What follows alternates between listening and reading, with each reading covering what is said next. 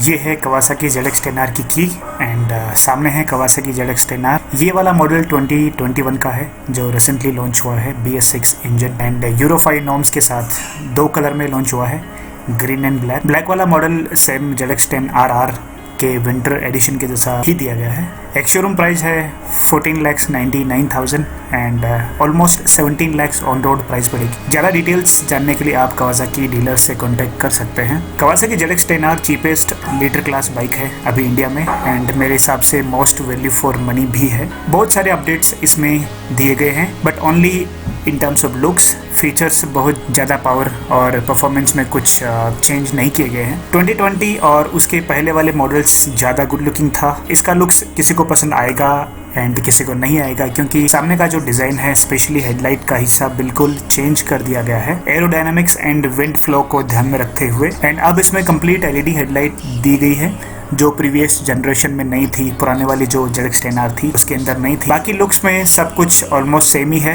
Front के अलावा। थोड़ी बहुत स्टिकरिंग भी चेंज की गई है। सामने की तरफ विंगलेट इंटीग्रेटेड दिए गए हैं हेडलाइट्स के लेफ्ट एंड राइट साइड में। जो टेल काउल है उसमें भी स्लॉट्स दिए गए हैं। एरोडायनामिक्स एंड विंड ब्लास्ट को ध्यान में रखते हुए विंड स्क्रीन को भी थोड़ा इंक्रीज कर दिया गया है, बढ़ा दिया गया है। वैसे भी लीटर क्लास में लुक से ज्यादा मैटर करती है परफॉर्मेंस, पावर, स्पेशली जब आप रेस ट्रैक पर लीटर क्लास बाइक को लेके जाते हो। ये 10R प्रोड्यूस करती है 203 PS एट 13,200 RPM पर एंड इसका जो टॉर्क है वो है 114.9 Nm at 11,400 RPM। Engine BS6 compliant है, DOHC सेटअप है, 16 वॉल्व्स इनलाइन फॉर 998 cc का liquid cooled fuel injected engine है एंड इंजन एंड ऑयल की कूलिंग के लिए इसमें आपको रीडिजाइंड ऑयल कूलर दिया गया है जो भी आपको दिख रहा होगा नीचे। 2021 10R मेरे हिसाब से अपडेट्स के साथ आई है, ना कि actual power and performance upgrades के साथ। इस अपडेट में इंजन को ट्यून किया गया है सिर्फ BS6 और यूरो 5 नॉर्म्स से कंप्लाइंट करने के लिए। ज्यादा कंपैरिजन इस बाइक का होंडा की CBR फायरब्लेड से किया जाता है जो ऑब्वियसली इससे महंगी है बट 15 PS का ज्यादा पावर प्रोड्यूस करती है। मैं यहाँ पे बात कर रहा हूँ CBR Fireblade RRR। Inline 4 litre class bike जो होती है वो मिड RPM से बहुत ज्यादा पावर प्रोड्यूस करती है। बॉटम और लोअर RPM में ज्यादा क्विक रखने के लिए Kawasaki ने 10R में first, second and third gear में शॉर्ट गियर रेशियो दिया है ताकि इनिशियल और लोअर RPM में भी बाइक क्विकली पिकअप करे और उसके लिए Kawasaki ने रियर चेन स्प्रोकेट में एडिशनल 2 टीथ ऐड कर दिए हैं। अब मेरे हिसाब से लो एंड ही नहीं बल्कि मिड रेंज में भी 10R ज्यादा क्विक रहेगी। इसके एर्गोनॉमिक्स एंड सीटिंग पोस्चर की वजह से 10R कॉर्नर्स में बहुत इजीली पुल करती है एंड ओवरऑल जो वेट है बाइक का वो है 207 किलो का।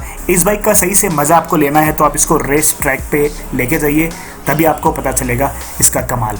सीटिंग पोस्चर में भी चेंजेस किए गए हैं, स्पेशली रेस ट्रैक पर जो लोग इसको यूज करना चाहते हैं उनके लिए सीटिंग पोस्चर बहुत इंपॉर्टेंट है। फुट पैक्स थोड़े से रियर सेट है एंड सीट थोड़ी सी ऊपर कर दी गई है एंड जो हैंडल बार है उसको थोड़ा सा सामने कर दिया गया है ताकि आप रेस ट्रैक पर जब इस मशीन को चलाते हो तो आराम से विंड स्क्रीन के पीछे आप छुप सके एंड विंड ब्लास्ट को आप कम कर सके। जो लोग डेली राइड करते हैं या फिर वीकेंड पे राइड करते हैं रेस ट्रैक के अलावा उनको थोड़ा बैक पेन या फिर रिस्ट पेन थोड़ा ज्यादा हो सकता है बिकॉज इसका जो सीटिंग पोस्चर है मेरे हिसाब से अभी सुपर स्पोर्ट्स कैटेगरी में मोस्ट अग्रेसिव है। 2021 में स्विंग आर्म को इंक्रीज कर दिया गया है जिसकी वजह से बाइक ज्यादा ग्राउंडेड रहेगी and power delivery rear wheel पर और ज्यादा इजी होगी। थोड़ा सा चेंज इसका जो वेट है उसके मैकेनिज्म में भी किया गया है। जो वेट है वो ज्यादा सामने की तरफ फील होगा बट इसका मतलब ये नहीं कि आपको राइडिंग में या फिर जब आप ट्रैक पे राइड करते हो वो टाइम पे आपको कुछ दिक्कत होगी। Best in class 120 mm travel 43 mm USD forks, fully adjustable Showa suspension आपको फ्रंट में दिया गया है and fully adjustable rear 115 mm travel के साथ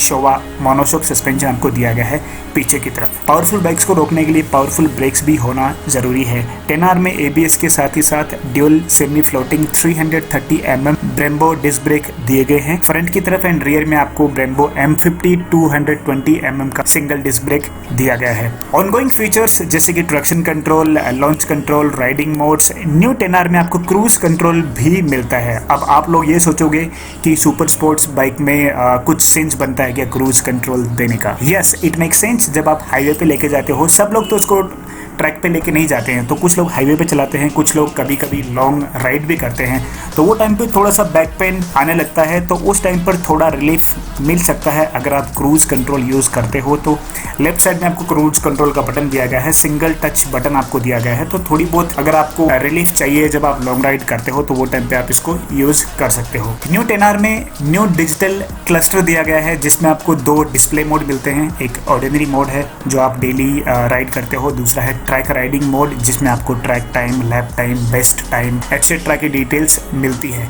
राइडिंग मोड्स के बारे में तो आपको पता ही होगा कि इसमें आपको 4 राइडिंग मोड्स मिलते हैं। एक है स्पोर्ट्स, दूसरा है रोड, तीसरा है रेन एंड चौथा आपका राइडर का मोड जो आप खुद मैनुअली सेट कर सकते हो। और हाँ, आप ब्लूटूथ से भी बाइक के सिस्टम कंसोल को कनेक्ट कर सकते हो। सारी डिटेल्स आप अपने फ़ोन पर देख सकते हो। राइडियोलॉजी दी ऐप डाउनलोड करके आप प्ले स्टोर से डाउनलोड कर सकते हो, इसको कनेक्ट कर सकते हो। सुपर बाइक वर्ल्ड चैंपियनशिप के अचीवमेंट को ध्यान में रखते हुए 10R के सामने फेयरिंग पर कावासाकी रिवर मार्क के लिए स्पेशल परमिशन दी गई है, जो पहली बार एक नॉन सुपर चार्ज बाइक पर लगाया गया है। सेम आपको जो H2 है, H2R है, उस पे ये लोगो आपको देखने को मिलता है, जो आपको 10R में भी दिया गया है। इसके लिए स्पेशल परमिशन दी गई है क्योंकि ये नॉन सुपर चार्ज बाइक है।